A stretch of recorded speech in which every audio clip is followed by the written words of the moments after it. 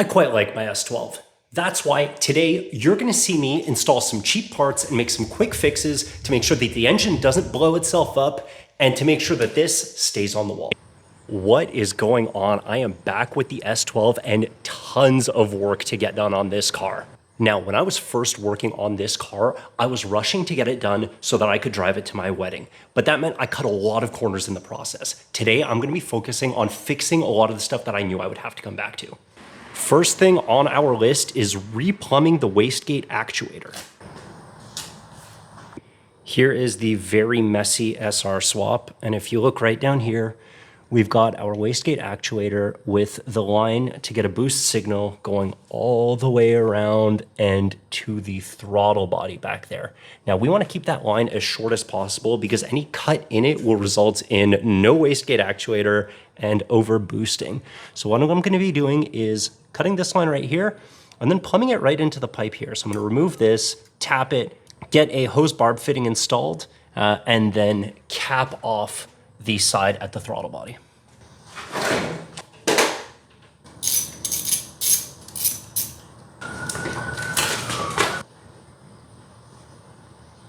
Look at that. I could really use a bead roller. This side's much nicer. Just eyeballing this, I'm probably going to want to have my barb fitting coming out of the side somewhere around here, kind of right at the end of the bend. Here is my barb fitting, which is a 1/8 MIP threading. So I'm going to take a look at my NPT thread chart, which is effectively the same thing, only tapered as opposed to untapered threads. 1/8. So I am going to need 21/64, or I'm going to say an 8 mil. I don't have a workbench yet, so this is what we're doing. I'm really happy to finally have a deburring tool. Still gonna file the inside just to be safe. That's good. So I've got the tap kit out with the 1/8 NPT already set up in the chuck. I'm gonna use some old motor oil just to give me a bit of lubrication as I'm tapping. Also, I've changed. I started this a few days ago, but my buddy came by, so we just went to lunch and I didn't get back to it. But now it's time. Whoops.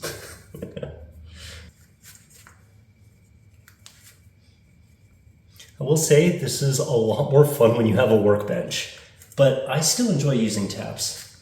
I've heard Prismike refer to the tap kit as the forbidden kit, I believe it was. I personally really enjoy it. I think we're golden. Now the moment of truth, does this thread in? There we go. Time to get this back in here and then we can replumb the wastegate.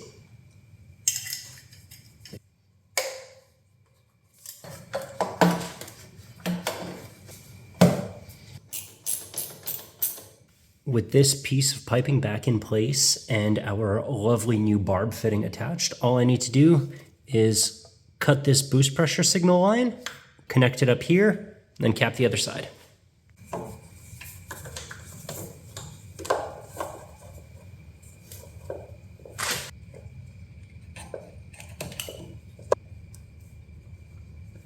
Now, I realized I don't actually have a cap that I could put on here, so what I did was I took a leftover piece of hose and a random bolt.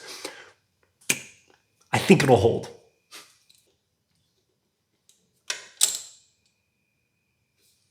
Perfect dish. If you watch the SR swap series, you've seen me do this a number of times. Plumb wastegate actuator, done.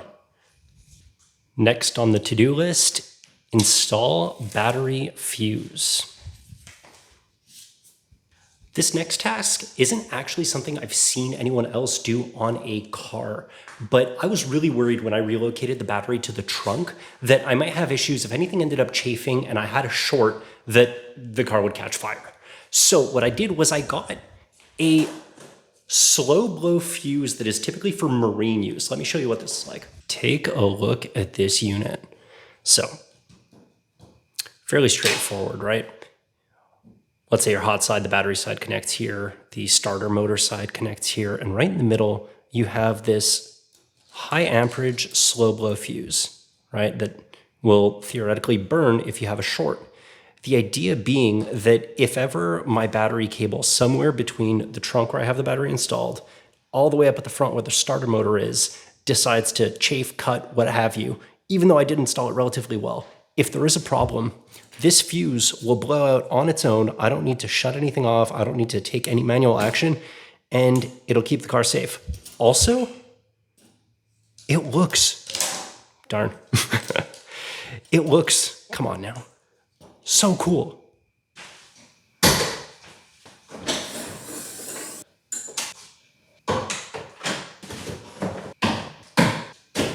All right. These cardboard boxes and all this spill is hiding, I'm ashamed to say it, but the battery tipped over. I had loosened the strap while I was working on the car, and then I forgot about it. I took a corner a little bit too quick. So my carpet is scrapped in here. It's part of the reason why installing the battery properly is one of our tasks to do. So it's time to get this cleaned up and get started. Now that all of that is out of the way, we can see kind of what this is going to end up looking like. I'm thinking battery goes all the way in the back corner here. I don't want to prevent access to the gas tank. So I'm thinking battery in the corner, fuse maybe somewhere along the line there, maybe screwed into the plastic. I'm not really sure yet, but I'm just going to start placing stuff and see what it looks like. If I get the battery somewhere here, I could take this there. Then I have my positive lead coming off of here, and that might be a bit sharp. A little farther away somewhere. Like that, and then straight under the carpet. I think this might be the play.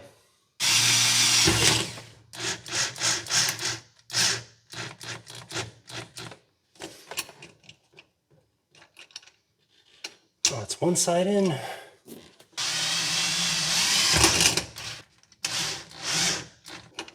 She's in. Next up, we need to cut the battery cable from going from the starter to here so that we can fit this little, actually, what are these called? Ring terminals. There we go. It escapes me. So, need to cut the cable and fit the ring terminal, crimp it down, and install it onto what will be the cold side of this fuse. Back in the trunk we go. Back in the trunk we go. I'm not sure if you can see how mangled the teeth on this are. It says do not cut steel right there. Someone definitely cut steel. Let's go. Still effective. All right, now I need to strut it.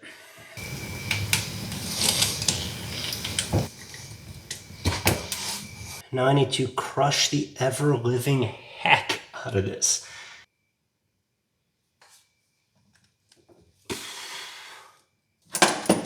This is going to be a struggle. I think I have a system where if I turn the vice grips to tighten them just a little bit more with every clamp, it gives me optimal leverage and I'm actually able to crush this. The other option is just be stronger. I'm working on it, but it's not helping. All right, we're good. I'm gonna take this up. Now the nice part about doing the other side of this is when I get this set up, I can measure out the length required and I don't need to crimp it in the car, which means I can hammer it. It's gonna be a lot easier. Nailed it.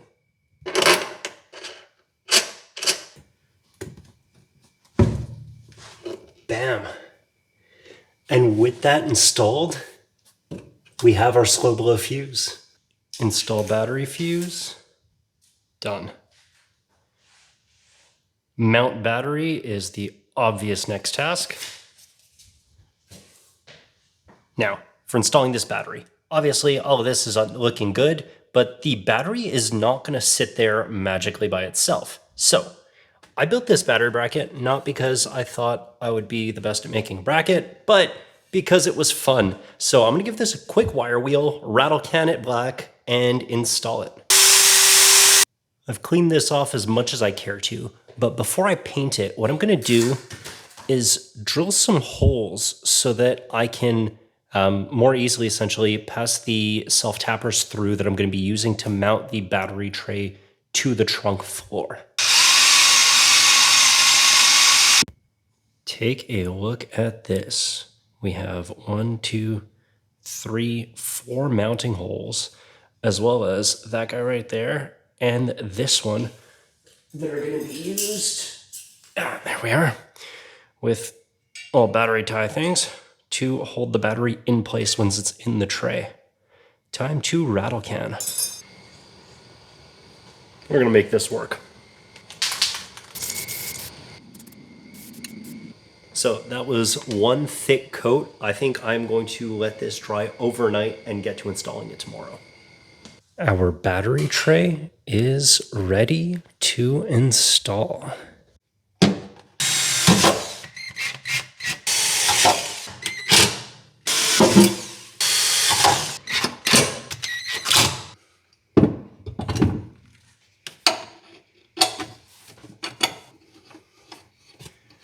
That is an installed battery. Now, do I wish this wasn't a piece of scrap wood? Yes. Is it going to do the job? Also yes. Mount battery. Done. I feel really good about the progress that was made on the car today. It's now less likely to overboost, which means the engine's not going to blow up, and it's less likely to catch fire from the battery shorting out. If you made it this far in the video, please subscribe to the channel. I've got plenty more that's going to be coming with this car. Thank you for watching, and I'll see you next time.